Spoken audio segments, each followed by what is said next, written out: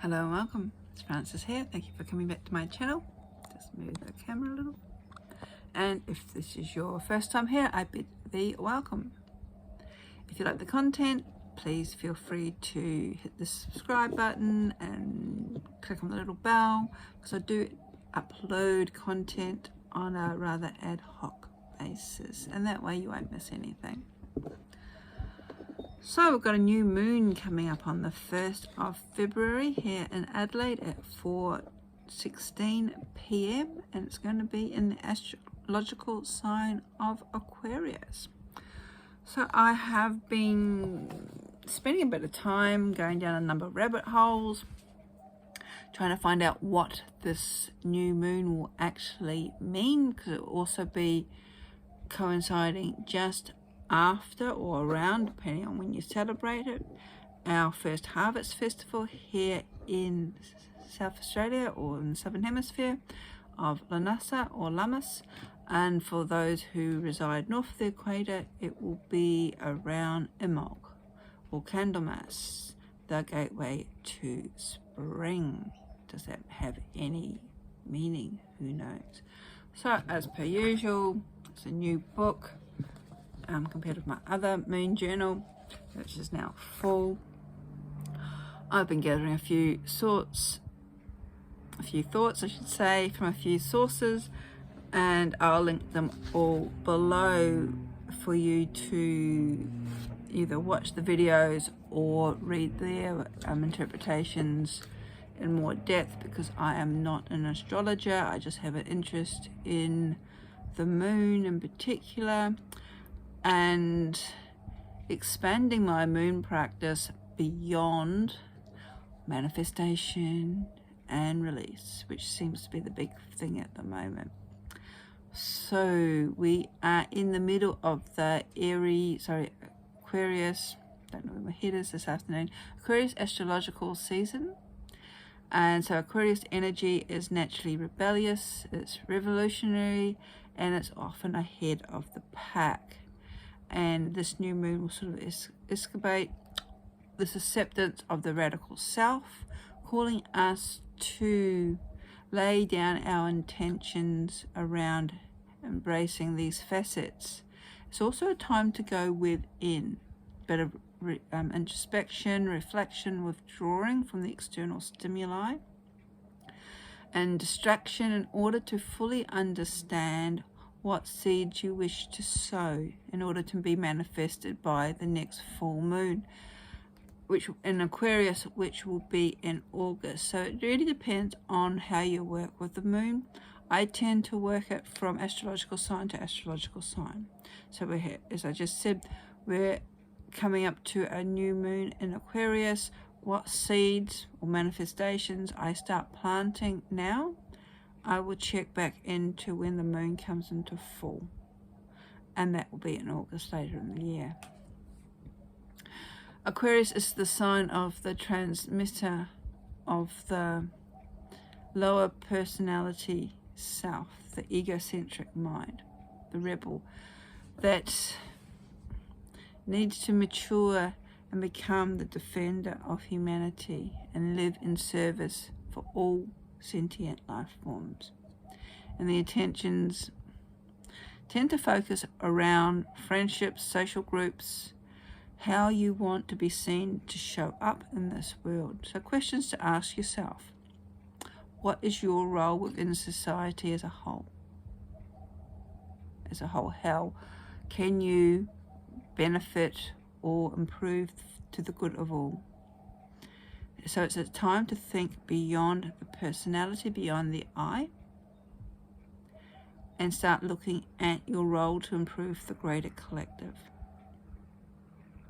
Now, this doesn't necessarily mean conforming to the expectations of others, but realizing and tapping into the collective consciousness. That's being said, it's not the mass ego-driven consciousness, it's the collective consciousness of our soul, of the evolution of the energies of the soul level. So there may be a need for going outside the norms, but again, moving it away from I to we. thinking outside the box, looking at a new positive future, how we're going to focus on extending a helping hand so others can receive a hand up, the support that they need. So it's something to really think about as we're putting our manifestations and planting our seeds out there. And doing so, we might need to develop a little bit more objectivity and even detachment from the past, what's been driving us in the past, in order to help us break free from the destructive behaviours that up to now have been holding us back. So that information comes from Pippa Kate Astrology. She's actually an astrologer based in Sydney, and I will link her website below. Now, another astrologer that I tap into is Pam Gregory. She's on YouTube, and she looks a little bit more at the planetary nature of things. So astrologically, the sun and moon are squared with Uranus, trine with Mars, which Mars represents all the energy, and sextile to Jupiter, which is all about expansion. So for all that means, all of that is astrological gobbledygook. That's fine. It's often gobbledygook to me as well. What it actually means is that we're opening up, or there is a portal, the possibility to open up our consciousness to a higher level. Uranus rules Aquarius as well. So with both the moon being in Aquarius, both the planet and the sign, so it's moon's being ruled by Aquarius, or being ruled by Uranus, which rules Aquarius. These are all linked to truth, future, equilibrium, and freedom. Now, this could actually be internal freedoms that we're talking about. Again, it's opening up to a higher level, moving away from the ego. Truth coming into light is further strengthened by the conjunction of Mercury, which is currently in retrograde, which rules communication, and Pluto. Pluto sort of rules secrets. And some astrologers are talking about veils and the truth being exposed, veils falling and the truth being exposed. What truth this is, depending on, I suppose, what side of the fence you're sitting on at the moment. Again, it's good to take an open mind. Be open to all things. Venus and Mars are becoming conjunct in Capricorn in early February, but by March, they will basically be hand in hand and remain conjunct until early April, which in itself is actually unusual that they are conjunct for so long. Usually it's only a couple of weeks. This year it's going to be 2 months. So Mars and Venus, we've got masculine and feminine energy, but we've also got the power and the energy, direction and drive, but also this underlying compassionate aspect of Venus as well. Capricorn gives us a sense of building a new social connection, a new social tribe, so to speak. Aquarius has the power, the energy of finding people that think the way you do, your own tribe, the group of like-minded others. So this will be becoming more potent once Venus moves more direct, and she is, I think even today, the 29th of January. So in doing this, you may feel you are leaving old friends behind, people who are no longer incongruent with your way of thinking, breaking up old energy patterns, and that's okay. What you release, you allow energy and space for the new to come in. And this is something that I've mentioned in a few social media posts, is that a lot of people focus on the new moon as manifestation and then wonder why they don't reap the benefits. You can only manifest when you have the room, or what you manifest can only come in when there is the room. So we need to release, we need to let go of the old patterns. in order for the new to come through. And to me, this is what the last couple of years has been about. And I've mentioned that in previous videos, is that a lot of these astrological cycles has been about releasing. And we still have this underlying theme of releasing, letting go of the old. And now it's turning to looking towards the new, and what are we wanting to bring in. Mercury, which rules communication, is still in retrograde. So it's still reflecting and revisiting the past and the old subconscious thought patterns that are coming up to the surface, and they're doing that so they can be released in order for us to move forward. Saturn, which sort of controls things, is close to this Aquarius moon, wanting us to take responsibility for ourselves and our attachments.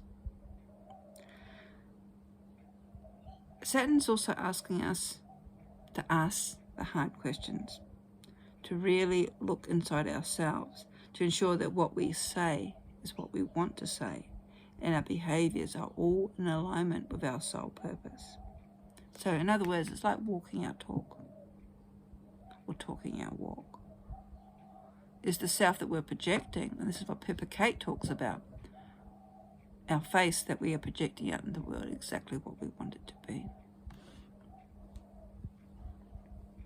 Saturn may also deliver us some real world lessons, giving us a much needed reality check.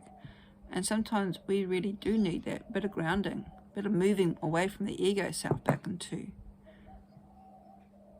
the physical realm, being reminded of our responsibilities, being confronted that we have not been taking responsibility for our lives, or it might even be a challenge is necessary in order for us to achieve our goals.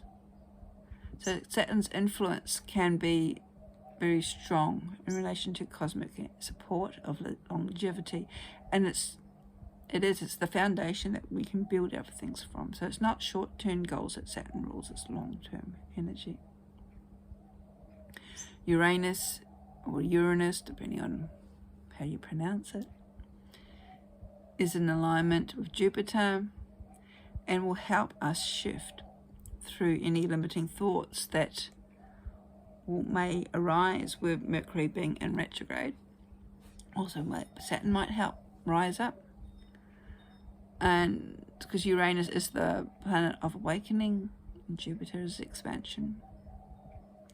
We also have a Chinese New Year, and usually this is when the past is forgiven and the new inspired mind is set and encouraged. And this year it is the water tiger, so we're moving into the year of the water tiger. The tiger is the Chinese king of all beasts, a symbol of strength, exercising evil and braveness. So it's about valor and value of independence and a strong sense of justice. Water, however, indicates fear. And the tiger is birthplace of fire. So overall,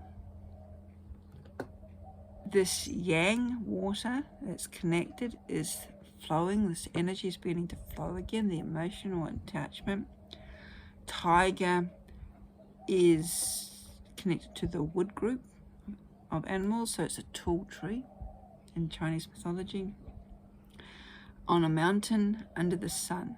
So there's a strength of power, and it's almost like a higher strength of power, prestigiousness.